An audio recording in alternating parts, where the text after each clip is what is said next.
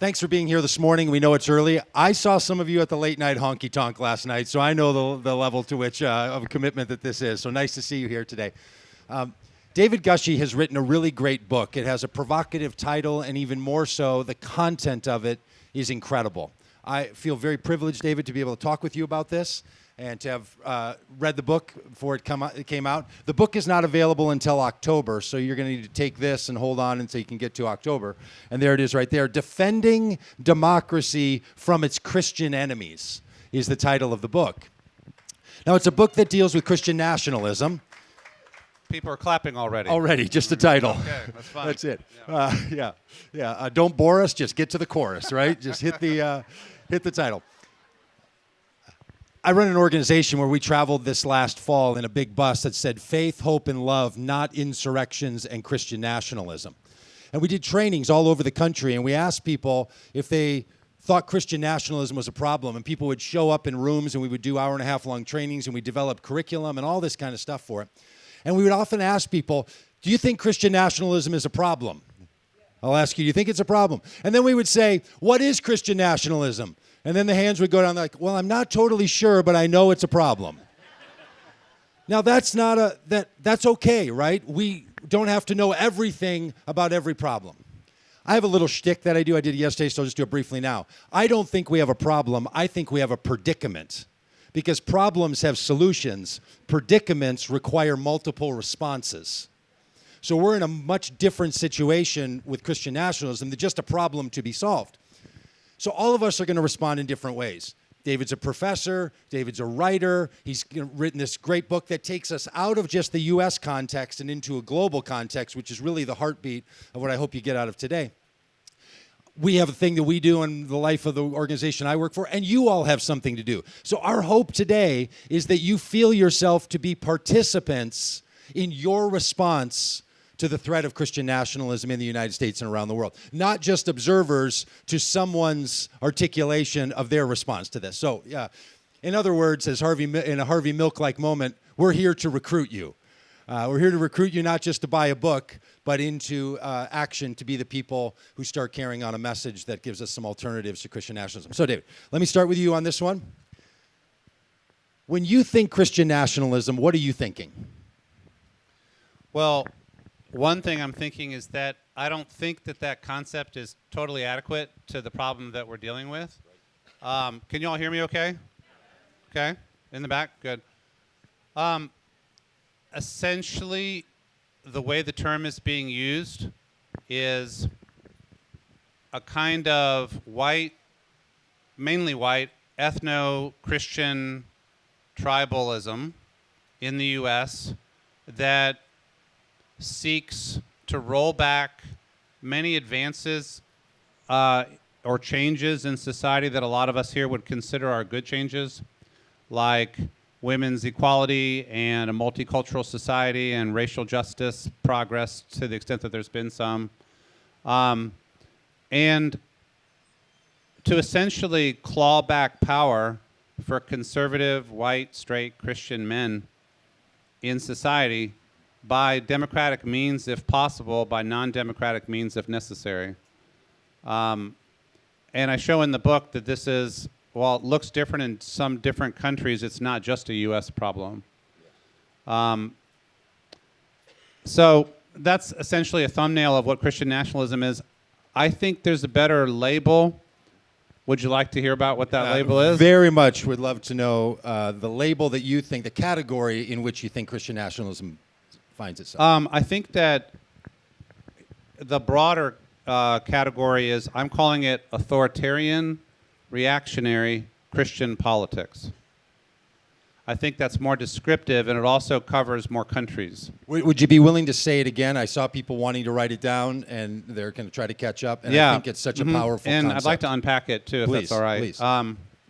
So, authoritarian, reactionary Christian politics.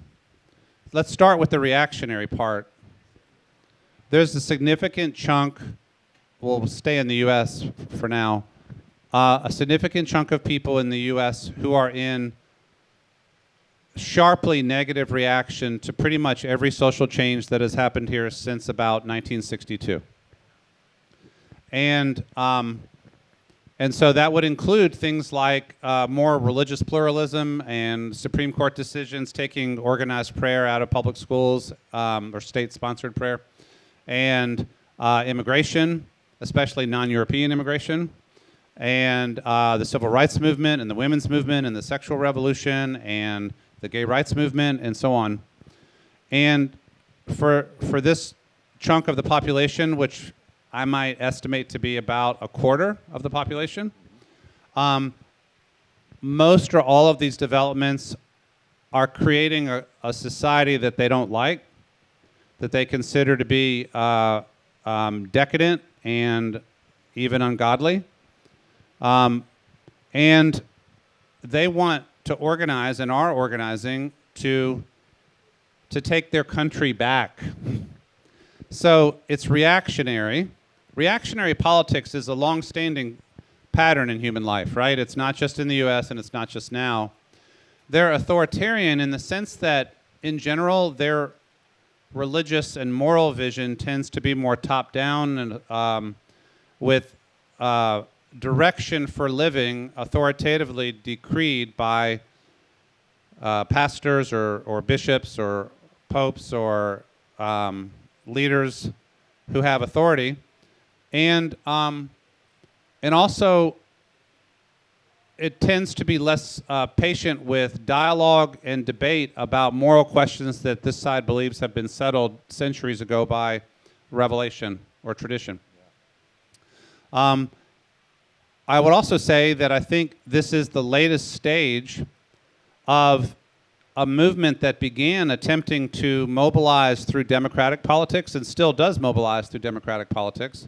In other words, getting people elected at every level and pushing policy proposals. But that what we saw with Trump after, well, he was lawless throughout his presidency, but what we saw after he lost the election was a new frontier, a movement towards, well, if we can't win elections, we'll have to retain power anyway. And so a movement towards insurrectionism. It helps to understand that on the most radical fringe of the reactionary right, these cultural and social changes that I'm describing are understood to be not just unfortunate, but disastrous. Not just disastrous, but in some cases demonic. And so people like us, maybe who are here, who are happy with a multicultural society or a LGBTQ inclusive society or a society where other than white people sometimes get to be in charge of things, we are viewed by some as demonic. And when you're fighting against demons, the normal rules don't apply. And so conspiracy thinking, apocalyptic thinking, end times thinking, as well as that can take a kind of a violent turn at some times. If we can't get things to happen the way they should happen, we may have to take matters into our own hands. This concept of introducing authoritarianism as an alternative to the democratic process. Brian McLaren does some training for our organization with people running for office and others, and he has this beautiful spectrum line where it has conservative ideas on one end and more liberal ideas on the other, and our normal political battles range in here. And then he suggests, but there's another option, which is authoritarianism, which is not just simply along a conservative or progressive spectrum. It's a different way of organizing for political power, setting boundaries, and establishing and maintaining order, right? Power, boundaries, and order. That's what authoritarianism is up to. There was a poll a while back that stirred up a lot of conservatives that I know, where they asked young people, this is really in like 2008, 2010, how do you feel about socialism? Would you be up for the country being a socialist country? Maybe you remember those polls going around. And a whole bunch of them said, we'd be willing to give that a try. Do you remember all this? Well, that freaked out a lot of people, right, on the right. There was a not formal but illustrative question asked to people on the right. How would you feel about some authoritarianism? Would you be up for that? And people have organized and said yes. The insurrection on January 6, 2021 is one of those, but it's also happening across school boards and mayor's races and city council takeovers. So there is another option than just the political spectrum, and it's authoritarianism. I think it's helpful in your book that you help us to see how that's played out, how authoritarianism has played out as an alternative in other democratic contexts around the world, because it gives us a chance to look at it. It's like looking at a group picture that you're not in, because if you're in the group picture, all you look at first is you, and if your eyes were open, if your hair looked okay. But when you're looking at a picture of a group of people that you're not in, you look at it differently, and sometimes it can be quite helpful to take a look at how it's happening around the world. I know that's the second half of the book where you talk about this, but would you be willing to go down that road for a bit? Sure. I argue in the book that a long-term historical perspective helps, that a certain kind of conservative or traditionalist Christianity has been uneasy with developments in the Western world, especially since the Enlightenment, since the democratic revolutions of the 17th and 18th century,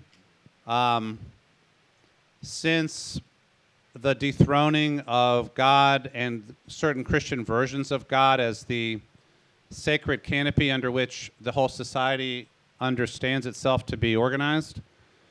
So reactionary politics from the conservative Christian community, a good place to see it is in France after the French Revolution in the late 18th century. The French Catholic Church didn't come to terms with the French Revolution until probably about 1960, you know? And you can see it in Germany as well. So I have a chapter on post-revolutionary France. I have a chapter on Germany in the 19th and early 20th centuries where despair over modern developments led to right-wing politics that ultimately led to Nazism. And then I have chapters on, you don't really want to be on this list, but here we are, chapters on Russia under Putin, Hungary under Viktor Orban, Poland under the Law and Justice Party, Brazil under Bolsonaro, and the U.S. under Trump. Group picture. And while there are differences in each of these countries for sure, what they all have in common, or have had in common, Bolsonaro's out of power, but his movement doesn't disappear. Trump's out of power, his movement hasn't disappeared, is authoritarian, reactionary, Christian politics. We need a Christian strongman to fight back the powers of evil like the gay rights movement and gender ideology and socialism, and reclaim the country for the people who are really supposed to be in charge of it, who really constitute the people. This is nationalism within a country happens when a certain group of people within the country are considered to be the true nation. Other people are really outsiders. By the way, this is not only a modern development. In fact, I always like to quote this line from Franklin Roosevelt. He had a Jewish person and a Catholic person in his cabinet, and at one point I think he felt that they were pushing too hard for something, and Franklin Roosevelt said to them, "This is a white Anglo-Saxon Protestant country. Everyone else is here by sufferance." Franklin Roosevelt said that in like 1943. So you might say that the development of a pluralistic, multi-faith, multi-moral belief system, whatever, is actually a relatively recent development in American history that is leading to ferocious backlash. And you can isolate specific movements like African American civil rights, every movement for progress, 2 steps forward, 3 steps back because the backlash is so strong. But it's true in multiple other dimensions as well.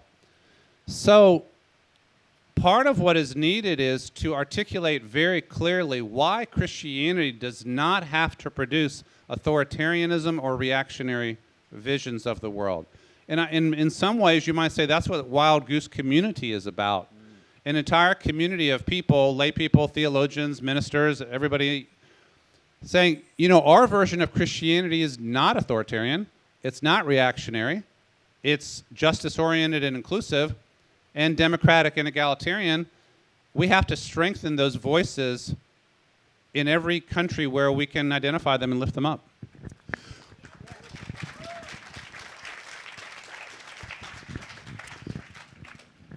For many of us, when we find ourselves talking about democracy in America, we're reminded by many people the truth that that democracy you're imagining might not have ever existed, or if it did, it didn't exist for everyone in the same way. So those of you democracy pushers out there that are saying that's the thing that's going to save us, that's your fiction.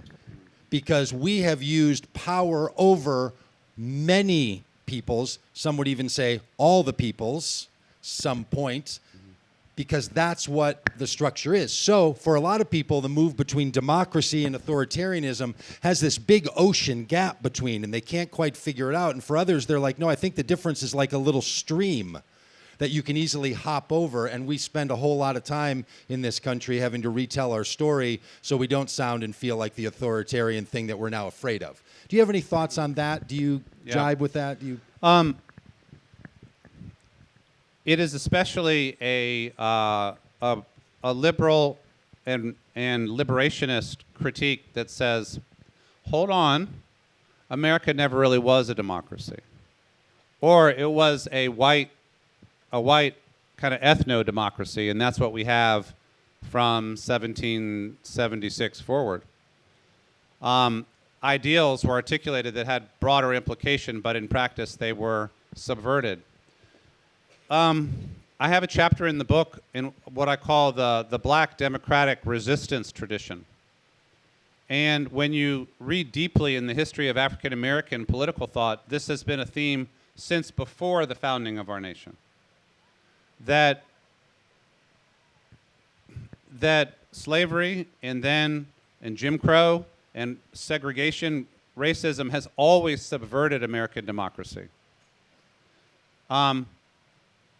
But so if we want to protect American democracy from its current threats from people like Trump and people around that orbit, we actually have to do our work on our side to correct the problems of democracy that have been there from the beginning. In other words, anti-authoritarianism and pro-democracy right now involves, for example, fighting gerrymandering and the taking away of African American access to voting and every other thing that has been a flaw in our democracy from the beginning. So the danger is to fall into cynicism that would go something like this: this country's never been a democracy, why should we bother with it now? And I would just say, while it has never actualized the promise of democracy, I would prefer even what we had as of 1992 to Myanmar or Russia or Hungary or China. We can value the good things we have while being patriotic enough, Christian enough to want to love our neighbors better in the political process.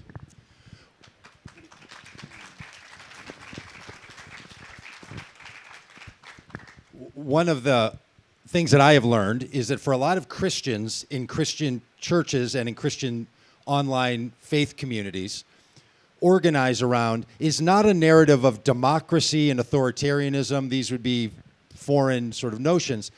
They organize around a version of Christian spirituality that's often called dominionism, meaning that there's certain dominions and places, and the brand name for that is something called the 7 Mountains of Influence. If you're unfamiliar with 7 Mountains of Influence, give it a look and you'll start to understand why religious people support Donald Trump. The basic idea is that there's 7 areas of cultural impact: education, media, government, a bunch of 3 or 4 others. Media, business. The idea is that the way that Jesus' prayer of your will be done on earth as it is in heaven is through the establishment of key leaders.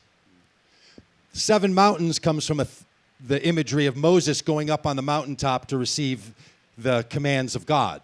So the idea is that there's 7 mountains of influence, 7 Sinais, and different people are going to be key leaders in those places. These countries that David mentioned are places where this movement has facilitated those leaders. The National Prayer Breakfast in Washington, D.C. has this as a core narrative of what they're doing, bringing people from around the world to find key leaders. So the vision for how the agenda of God is going to play out in the world is that certain people are going to rise up and they're going to be the person that represents God's agenda to the world. Donald Trump was uniquely that way for these people because in media, business, and now politics, he was a key leader and therefore a selected person by God to perform these actions. And therefore, no way could he have lost an election because he's the chosen one of God. So we now need to correct the wrong that we know had to be done because it can't work that way. Okay? So this is the narrative they tell them. The reason I bring this up is that the people I know who are into authoritarianism and Christian nationalism, for them, it's the current best option, not the most tormenting worst option. So they feel like this is what gets us ahead, and they want to be bigger than the United States. The agenda of God involves all the world, so this is going on all the world. And if a democracy in America has to suffer some to get the agenda of God, to allow the agenda of God to be fulfilled, well, of course you would do that. Right? This is the narrative that they're telling. Do you have thoughts about that? Or do you see it that way? Or? So last night, while some of you were drinking beer, I was reading Thomas Aquinas. Nerd alert, nerd alert.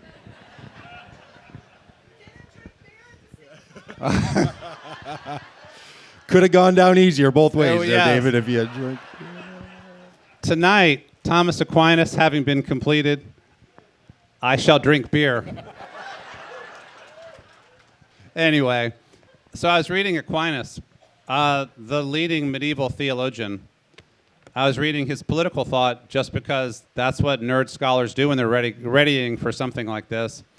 And he basically says, it's God's world. There's one God. God rules over all the world.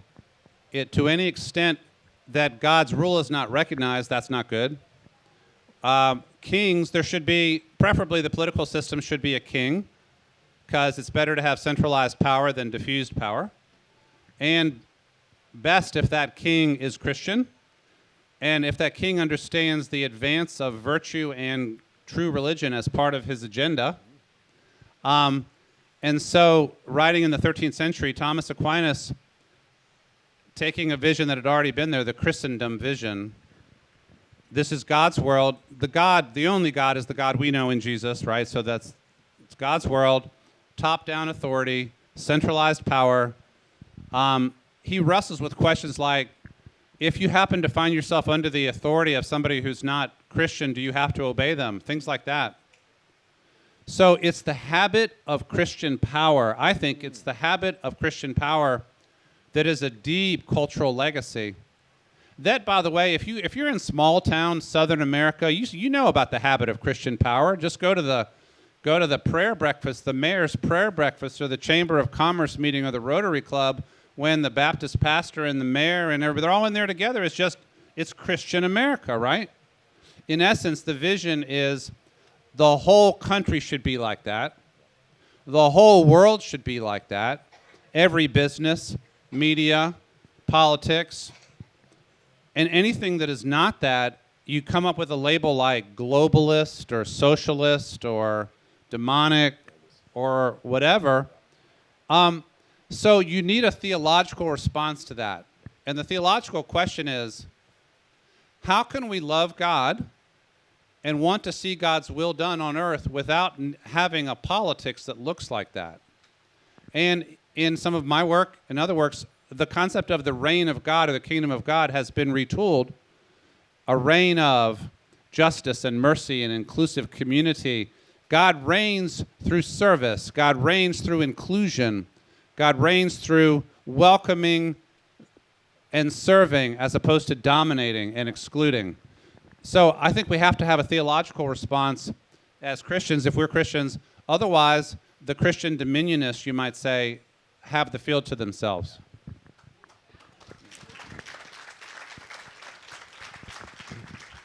David, I'm going to keep asking questions until I get an applause to the question. So we're just going to be here all day because we're... If you mention beer, it might help. Okay. Okay, that seemed to work. And Aquinas, apparently. Okay, It's all right. Aquinas quite is a cocktail you've made. Yeah, that's right.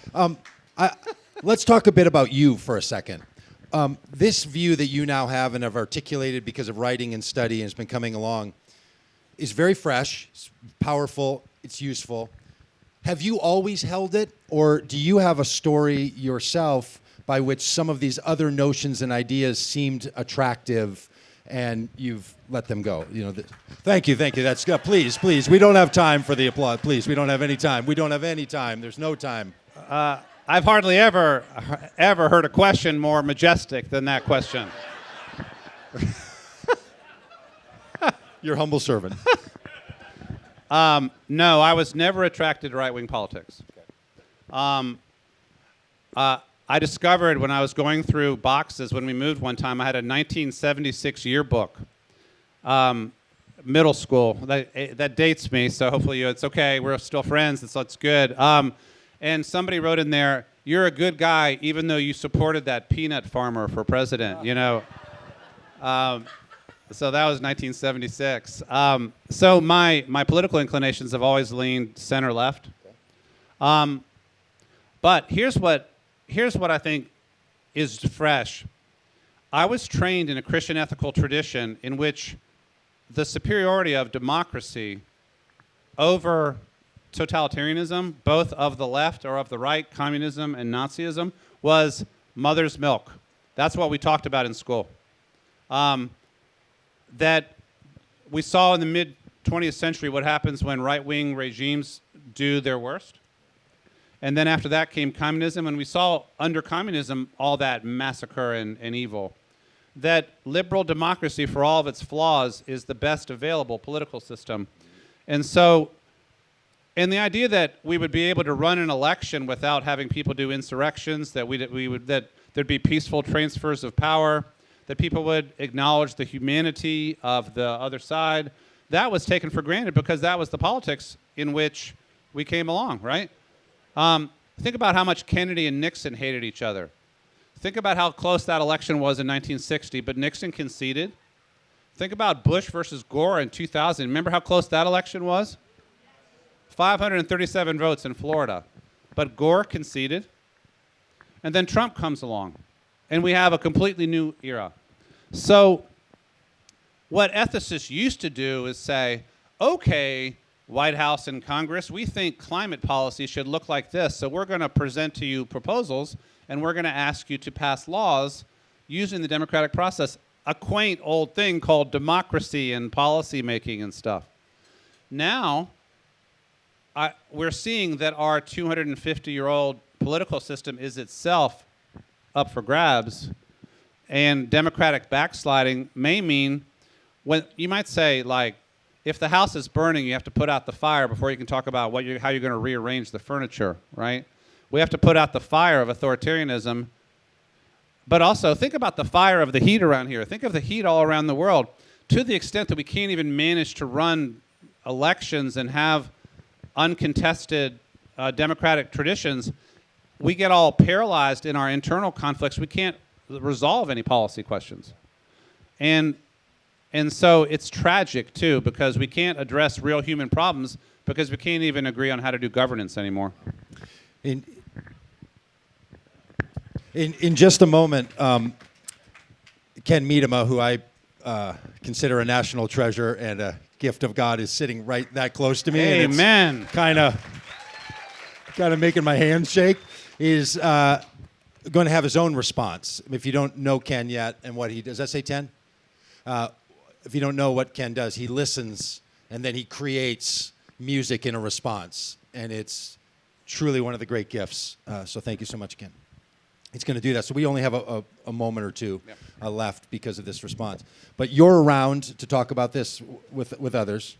I have a book signing happening in the next hour, and I'll sit there until they kick me out of the room or nobody else wants to talk to me. And those are other books you've written. This particular book, again, a reminder, doesn't come out until October. Yeah, you can order it online in advance, but I have several other books in there, and I'd be happy to meet you and talk with you. And talk with you about that. And are you doing other sessions here? This is the last one. This is the last one. Yeah.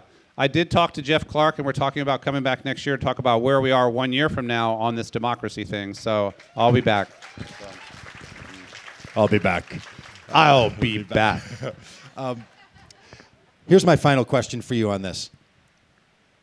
A lot of people's response to Christian nationalism as the brand name expression of authoritarianism inside the United States is we should have less public Christianity. We don't know how to do it right. We don't know how to do it in a way that it doesn't, drive off the road. So the thing we need to do is tap down the amount of Christian expression in our country. Do you have thoughts on that? Even though religious affiliation in America is declining, there's still an awful lot of religiosity in America. And any political movement that banishes religious vocabulary and religious sensibility is going to lose. So we don't need to banish religious talk, though certain kinds of religious talk is not helpful. But we need to offer a robust alternative. The best place to find the robust alternative is in African American and other churches that have a tradition of religious resistance to injustice. And the black abolitionist tradition, the social justice tradition is a place to start. I have a chapter on that in the book. I talk about also the covenantal tradition of Christianity and the democratic egalitarian tradition of a lot of Christianity as resources. We need to draw on the resources of our own faith to present a better vision and reclaim the Christians to get our own way back on track. I hear a lot in the work that we do from other people in the political system who are wanting to resist Christian nationalism, that they want Christians to start dealing with Christian nationalism and not push it on others. I hear from a lot of black leaders, look, you've got a Christian national problem inside the racial segregated churches that you're all a part of. Don't push this on us. Fix it. I hear young people saying, I don't want to hear people go to a bunch of meetings and say, how can we get young people to be engaged? We didn't start the fire. Do your job and fix it, and we'll do our job when our time comes.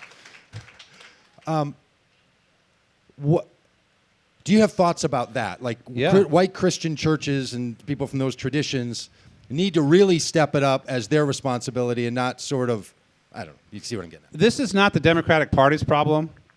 This is white Christian people's problem. And I drove by a church on the way in here that had a sign that said, "Blessed is the nation whose God is the Lord." And it's a great old Bible quote, and there's a good background to it. And I wondered, if I were to go there to a Sunday school class, what would be being said, right? It's happening church by church. Pastors have lost their jobs because they resisted Christian nationalism in their congregations. We need brave pastors. We need lay people to stand up. It's essentially the identification of Jesus Christ with right-wing reactionary politics is idolatry and heresy and must be named as such from within the church. That is David Gushee. This is Ken Medema. You know who you are, and we're all in this space together. So thank you, Ken.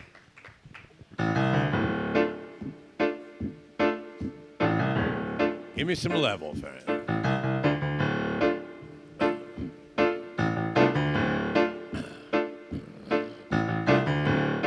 Many years ago, I heard it. Dream Song for Justice was its name. It was a song for the people that the good life left behind, to sing their hope, their pride, their shame. I learned the music from the masters: Marvin Gaye, Belafonte, Nina Simone, and more. Hardly know how to sing it, but God help me if I ever stop trying. Somebody Somebody better ask me what I'm singing for. What I'm singing for. Learn the song, it will change you. Could get you heard along the way. But if you dare to try to sing it, well, the dream will stay alive for one more day.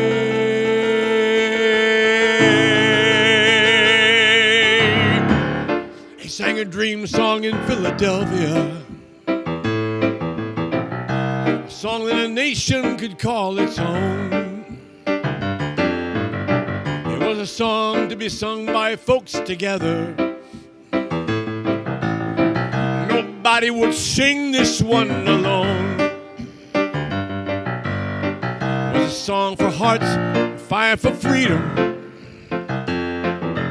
Far from perfect, but at least it was a call. Now the rich take all the liberties, and the poor take all the hits. And the song is buried beneath the sound of building walls. Oh God, the sound of building walls.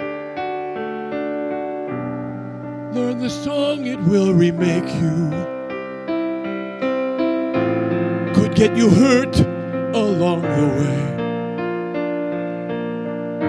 And if you dare to stand and sing it, the dream will stay alive for one more day.